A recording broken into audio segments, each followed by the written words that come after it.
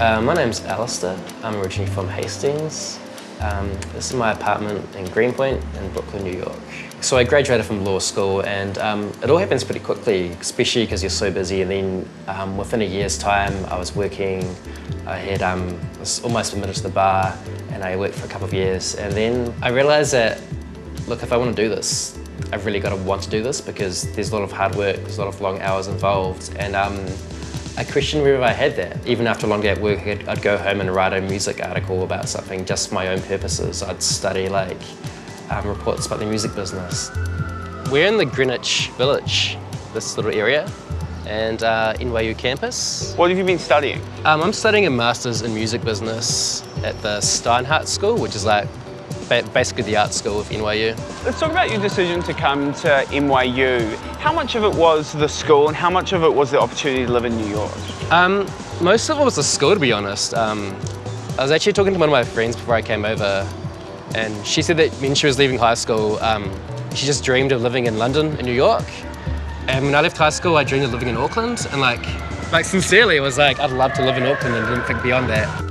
In terms of like the academic level, did you feel that your experience in New Zealand, you were up to par for this course? Yeah, I was pretty confident, and I think when I was coming here, I was a bit nervous about that, to be honest. But one of the first things I learned is that in our program, people came from really different backgrounds. Luckily, there was like a couple of Australian girls as well. So I remember my first... It's crawling with them here, eh? They're everywhere, man. But one of my first lectures, I tried to answer a question and no one understood me. And one of them came up and gave me a hug and said, like, don't worry, I got you. So that was like a very reassuring moment that like, there was and that connection, you know? The idea of coming to somewhere so foreign to New York and then like 4 months later is feeling quite normal. I kind of like take more excitement out of that than sort of the overseas experience. Like, it's kind of nice to like find a new home in a sort of way. It's like, I feel like New York's like a really good place to learn how to share, you know? I mean, a park like this, which is pretty tiny, or a pier like this, there are people all around you and you kind of just end up dealing with it. But do you crave being in total isolation like you could be in New Zealand? Yeah, that's one of the last time I went to New Zealand, that's one of the first things I did. And it's just having that complete utter silence and having that isolation and not having things on top of you, because although you get used to it and you almost ignore it, it's just sort of always in the back of your mind. There's always that white noise there. So when I tell people about what's so great about New Zealand, it's always that. It's just that ability to like really, one, you can be like really comfortable being alone, and two, you can just go to these spaces where you can just make things really simple and sort of enjoy what there is, you know. Is New Zealand a place that you see yourself returning to? Yeah, I definitely see myself returning to New Zealand, and yeah, like I said, as a sort of like, I guess 3 to 5 year plan, and then sort of come back with these skills and a bit of experience. I feel, yeah, it'll be a much more relaxing place to be once you've sort of got an idea of what you want to do, but I feel like New York's a great place to maybe find out what you want to do. What was in that corner was my apartment building, which was a 5-story building as big as the brick buildings you can see either side of it.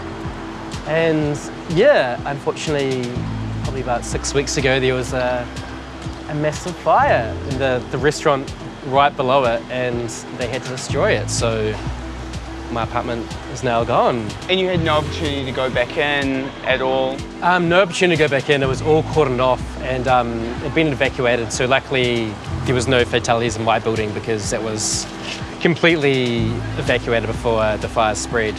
So I mean, it was a story that kind of blew up on social media and everyone was hugely sympathetic and talking about it. I guess because as New Yorkers, you all live in such similar situations. You're stacked on top of each other.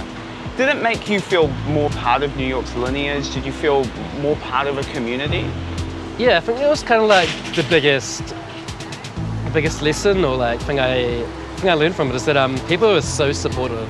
Literally, I was like overwhelmed with messages. Like, people were starting Kickstarters before I'd even like woken up the next day. Regardless of where you come from, everyone's in a really similar situation. So like events like this, or the stresses that everyone goes through, are actually kind of similar as people, especially people like of our age. So yeah, I guess it made me feel, yeah, like I'd sort of a lot more connected to New York than I realised I really was. So yeah, anything good came out of it, I guess, maybe that. So like you get so many people coming up to you being like, wow, you come from such a beautiful place. Why would you want to come to New York City, this massive city? And if you grew up in that sort of environment, the opposite's always very exciting. That's why New York appealed to me over somewhere like London, because it seemed just a little bit more different.